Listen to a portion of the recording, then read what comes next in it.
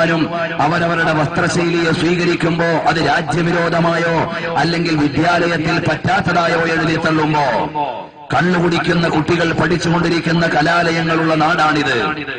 വേശ്യാലയത്തിന് സമാനമായി വൃത്തിഹീനതകൾ നടന്നുകൊണ്ടിരിക്കുന്ന കലാലയ പശ്ചാത്തലമുള്ള രാജ്യമാണിത്.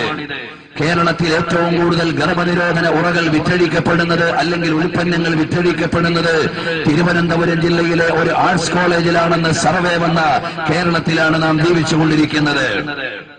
കൗമാരകാല ഭ്രൂണഹത്യകൾ പെരുകിക്കൊണ്ടിരിക്കുന്ന ഹയർ സെക്കൻഡറി വിദ്യാഭ്യാസ പശ്ചാത്തലമുള്ള രാജ്യത്താണ് ഞാൻ സംസാരിച്ചു കൊണ്ടിരിക്കുന്നത്. പക്ഷേ നമ്മുടെ കുട്ടികൾ വൃത്തിഹീനതകളിലേക്ക് പോയാലും ബ്ലൂ ഫിലിമുകളിലേക്ക് പോയാലും ഒരുപാട് അനാശാസ്യ പ്രവണതയിലേക്ക് പോയാലും യാതൊരു തലവേദനയുമില്ലാത്ത ഇവിടുത്തെ എഴുത്തുകാരും അല്ലെങ്കിൽ കുത്തക മാധ്യമങ്ങളുമെല്ലാം ഒരു മുസ്ലിം പെൺകുട്ടി മക്കനെയും വിട്ടുകൊണ്ട് ആലപ്പുഴയില് വിദ്യാലയത്തിലേക്കോ തിരുവനന്തപുരത്തെ സ്കൂളിലേക്കോ പോയാൽ അത് രാജ്യവിരോധമായോ ആഗോള ഭീകരതയുടെ ഭാഗമായോ അവതരിപ്പിക്കപ്പെടുന്നതിന്റെ മനഃശാസ്ത്രവും സാമൂഹ്യശാസ്ത്രവുമാണ് നാം പഠിക്കേണ്ടത്. ഇത് പറയുമ്പോ ഞാൻ ഒരു മുസ്ലിമായതുകൊണ്ട് മുസ്ലിങ്ങളുടെ വേഷത്തിന് വേണ്ടി അവകാശപ്പെടുന്നു എന്ന് നിങ്ങൾ ഒരുപക്ഷെ ചിന്തിച്ചേക്കാം. ഒരു ഭാഗത്ത് യാഥാർത്ഥ്യത്തെ ഞാൻ മറക്കുന്നില്ല. പക്ഷേ 1789 രൂപപ്പെട്ട ഫ്രാൻസ് എന്ന് പറയുന്ന രാജ്യം 1/2 കോടിയോളം മുസ്ലിങ്ങൾ ജീവിച്ചുകൊണ്ടിരിക്കുന്ന ഒരു രാജ്യമാണ്. അവിടെ 1900 ആളുകൾ നിഷ്കർഷിതമായും അതുപോലെ തന്നെ ആയിരങ്ങൾ മാത്രം ചുരുങ്ങുന്ന സഹോദരിമാരാണ് അവിടെ മക്കന ധരിച്ചുകൊണ്ട് ജീവിക്കുന്നത്.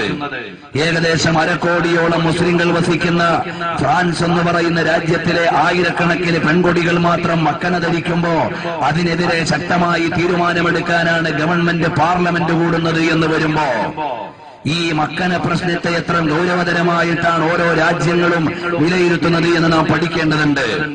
ആംനസ്റ്റി ഇന്റർനാഷണലും ഹ്യൂമൻ റൈറ്റ്സ് വാച്ചും ഈ വിഷയത്തെ എങ്ങനെയാണ് വിലയിരുത്തിയത് എന്ന് നാം പഠിക്കേണ്ടതുണ്ട്.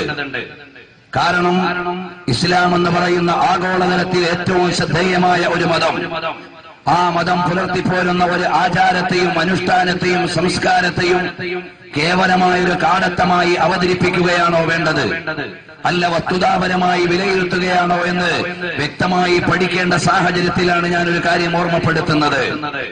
മക്കനയ്ക്കെതിരെ ആഗോളതലത്തിലുണ്ടായ ഇത്തരം പ്രതിഷേധത്തെ ആഗോള മനുഷ്യാവകാശ സംഘങ്ങളും അതുപോലെ തന്നെ ആംനസ്റ്റി ഇന്റർനാഷണൽ കണ്ടത് a complete ban on the covering of the face would violate the rights of freedom of expression and religion of those women who wear the burqa or niqab. അവിടുന്ന് ബുർഖയോ അല്ലെങ്കിൽ മുഖമക്കനെയോ ധരിച്ചുകൊണ്ടിരിക്കുന്ന മുസ്ലിം സഹോദരിമാർക്ക് അത് ധരിക്കുവാനുള്ള അവകാശം നിഷേധിക്കുക വഴി ആഗോള മനുഷ്യാവകാശത്തെയും മതസ്വാതന്ത്ര്യത്തെയുമാണ് ചോദ്യം ചെയ്യുന്നത് എന്ന് ഹ്യൂമൻ റൈറ്റ്സ് വാച്ചിന്റെ ആമുഖത്തിൽ എഴുതി വെക്കുമ്പോ പ്രിയപ്പെട്ട സഹോദരങ്ങൾ മനസ്സിലാക്കേണ്ടത് വാഷിംഗ്ടൺ പോസ്റ്റിന്റെ മുഖപ്രസംഗത്തിൽ ബെൽജിയം ഗവൺമെന്റ് എടുത്ത തീരുമാനത്തിനെതിരെ കടന്നു വന്ന ചില കുറിപ്പുകൾ കൂടി ഞാൻ വായിക്കാം.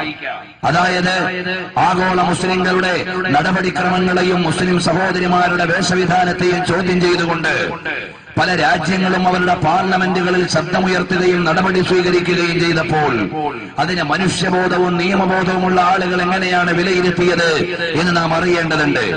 അപ്പൊ ബെൽജിയം ഗവൺമെന്റിന്റെ തീരുമാനത്തിനെതിരെ വാഷിംഗ്ടൺ പോസ്റ്റിൽ വന്ന ലേഖനത്തിന്റെ മുഖപ്രസംഗത്തിൽ കാണാം, they are violating fundamental rights to free expression and religious freedom.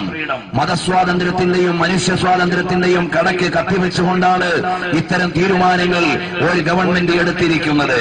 Banning their customs, clothing or their places of worship will not make them more European, it will only make Europe less free.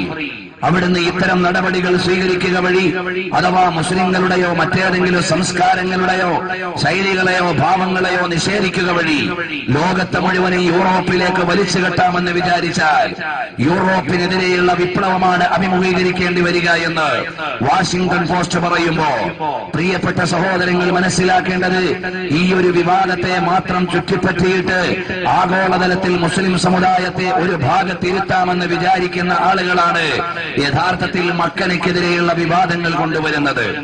ഒരു യാഥാർത്ഥ്യം കൂടി ഇവിടെ നാം മനസ്സിലാക്കണം. കേരളത്തിലുടനീളം ഇന്ന് വരെ മക്കന വിവാദവും തൊപ്പി വിവാദവും ഉണ്ടായ സ്കൂളുകളെ കുറിച്ച് നാം പഠിക്കണം. ആ സ്കൂളുകൾ പരിശോധിച്ച് നോക്കിയാൽ കൂടുതലും കന്യാസ്ത്രീമാര് അധ്യാപനം നടത്തുന്ന വിദ്യാലയങ്ങളാണ് എന്ന് നമുക്ക് തിരിച്ചറിയാൻ കഴിയും. ക്രൈസ്തവ മതവിശ്വാസികൾ പുണ്യമായി കാണുന്ന മക്കന ധരിച്ചുകൊണ്ട് കടന്നു വരുന്ന സിസ്റ്റർമാര് നേതൃത്വം നൽകുന്ന അധ്യാപനം നടത്തുന്ന പാഠശാലകളിലാണ് മുസ്ലിം പെൺകുട്ടികൾക്ക് മക്കന ധരിച്ച് ചെല്ലാൻ സ്വാതന്ത്ര്യമില്ലാത്തത് എന്ന് വരുമ്പോഴാണ് ഇസ്ലാമിനെതിരെയുള്ള കടന്നുകയറ്റത്തിന്റെ ഗൂഢാലോചനയാണ് ഇത്തരം വിമർശനങ്ങൾക്ക് പിന്നിലുള്ളത് എന്ന് തിരിച്ചറിയേണ്ടി വരുന്നത്. വിശാലമായി വിഷയത്തിലൂടെ ഞാൻ കടന്നു പോകുന്നില്ല. കാരണം ഇന്ന് യൂറോപ്പ് അനുഭവിച്ചുകൊണ്ടിരിക്കുന്ന ഏറ്റവും വലിയ പ്രശ്നം ഭീകരവാദമോ തീവ്രവാദമോ ഉഗ്രവാദമോ അല്ല, മറിച്ച് പരിശുദ്ധമായ ഇസ്ലാമിന്റെ അസൂയാവഹമായ മുന്നേറ്റമാണ് യഥാർത്ഥത്തിൽ ആഗോളതലത്തിൽ പാശ്ചാത്യ രാജ്യങ്ങളെയും പടിഞ്ഞാറൻ ശക്തികളെയും ഉറക്കം കെടുത്തിക്കൊണ്ടിരിക്കുന്നത്. അതിന്റെ ഒരു തുടർച്ചയാണ് നബി സല്ലല്ലാഹു അലൈഹി വആലിഹി വഅസ്ഹാബിഹി വസല്ലമ തങ്ങളെയും അവിടുത്തെ മഹനീയമായ ദർശനങ്ങളെയും എല്ലാം അവമതിക്കുവാനുള്ള പശ്ചാത്തലത്തിലേക്ക് എത്തിച്ചേർന്നത് എന്ന് നമുക്ക് മനസ്സിലാക്കാൻ കഴിയും. കാരണം UK-ൽ 1990-ൽ 12% മുസ്ലിംകൾ മാത്രമായിരുന്നു ഉണ്ടായിരുന്നത്. എന്നാൽ 2000 ആയപ്പോഴേക്ക് 20% മുസ്ലിംകളായി മാറി. ആ വിഷയങ്ങളെ മുഴുവനും വിലയിരുത്തിയ UK ഫ്രീ തിങ്കർ എന്ന് പറയുന്ന മാഗസിന്റെ എഡിറ്ററായ ഡേവിഡ് ട്രൈബ് അദ്ദേഹം എഴുതി വെച്ചു, 2010 ആകുമ്പോഴേക്ക് അല്ലെങ്കിൽ 21ാം നൂറ്റാണ്ടിന്റെ പരിസമാപ്തിയാകുമ്പോഴേക്ക് ഇസ്ലാമിന്റെ യുഗപ്പിറവിയാണ് കടന്നു വരാൻ പോകുന്നത്. കാരണം പടിഞ്ഞാറൻ രാജ്യങ്ങളിൽ മുഴുവനും അസൂയാവഹമായി ഇസ്ലാമിക ചിഹ്നങ്ങളും ഇസ്ലാമിക വിശ്വാസികളും അധികരിച്ചുകൊണ്ടിരിക്കുകയാണ്. അമേരിക്കയിൽ ഏകദേശം 2% മുസ്ലിങ്ങളായി അവിടുന്ന് ഭൂരിപക്ഷ മുസ്ലിങ്ങളായി അധികരിച്ചുകൊണ്ടിരിക്കുകയാണ്. ഇതുപോലെ ഓരോ രാജ്യത്തും ഇസ്ലാമികമായ ചിന്തകളുടെയും ആലോചനകളുടെയും തലങ്ങൾ ഉയർന്നു വരികയും സെപ്റ്റംബർ 11 ശേഷം ഈ ലോകത്തെ മുഴുവനും മുസ്ലിം ഭീകരതയുടെ നടുവിൽ ഭയപ്പെടുത്തി നിർത്താമെന്നും മുസ്ലിം വേഷധാരികളെ മുഴുവനും തീവ്രവാദത്തിന്റെയും ഉഗ്രവാദത്തിന്റെയും കടൽക്കടയിലേക്ക് വലിച്ചെറിഞ്ഞിട്ട് നരവേട്ട നടത്താമെന്നും വിചാരിച്ചിരുന്ന ആളുകൾ, എന്നാൽ അവർക്ക് തെറ്റിപ്പോയി.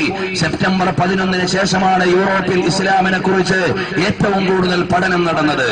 പരിശുദ്ധമായ ഖുർആനിന്റെ കോപ്പികൾ ഒട്ടധികം വിറ്റഴിക്കപ്പെട്ടത്. അതിലൂടെയാണ് ഒരുപാട് ആളുകൾ ഇസ്ലാമിനെ സ്വീകരിച്ചത്.